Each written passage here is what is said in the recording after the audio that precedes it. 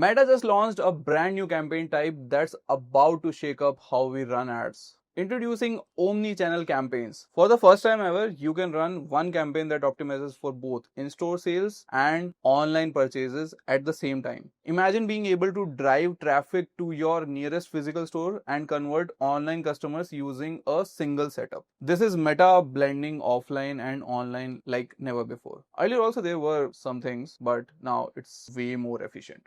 And that's not the only thing. Meta just added ad placements inside threads, creative automations inside catalog ads, and a ton more. Let's go into the full list and see what all is there. Hey everyone, welcome to the channel, your go-to spot for weekly Meta ads updates without the fluff. If you run Facebook or Instagram ads, this is where you stay ahead of the curve. Because Meta updates faster than you think, and every change could impact your ROAS significantly. Let's dive straight into this week's top update. Update 1, Omnichannel campaigns are here, and these are Meta's newest campaign types. Omnichannel lets you optimize for both in-store and online sales in one go.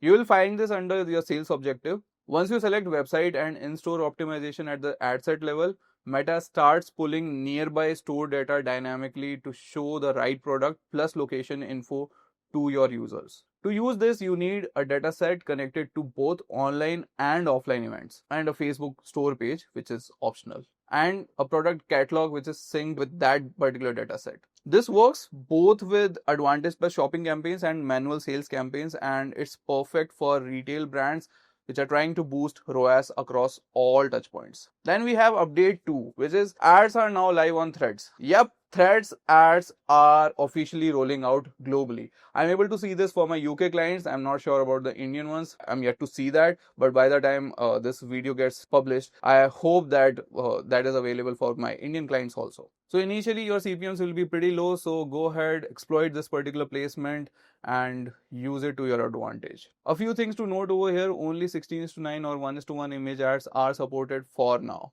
That's what at least their official document is saying, but keep a look inside your dashboard and let me also know in the comment section which particular kind of or the format of placement is available for you, basically the size. And video ads currently aren't supported inside the thread placement, but you never know. You must select both Instagram feed plus Threads feed. It's not a standalone placement according to Facebook, but inside my dashboard I am seeing some things different, so I'm not sure what is happening. You can represent your brand via your thread profile or create one instantly inside the ads manager. And this is also what the document says, but I think I had to create it manually by going inside my Instagram, and only then it allowed me to run thread ads. I would highly recommend you to start trying this placement because obviously CPMs will be pretty low over here. Now we have update 3, which is basically inspired by TikTok Pulse. So Meta is testing Reels trending ads. This is where your ads, like the ad is shown immediately after someone watches a viral reel.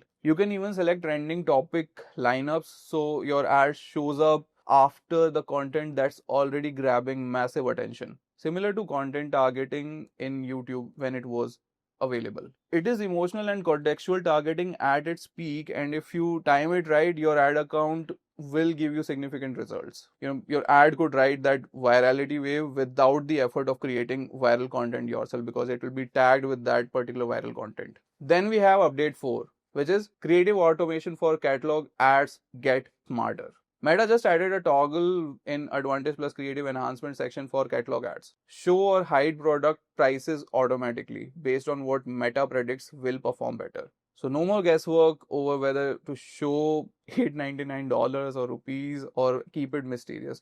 Meta will test both the versions and auto-optimize for best conversion rate. This is going to be especially useful when you're targeting cold audiences, because over there you never know what works. So let Meta optimize it for you.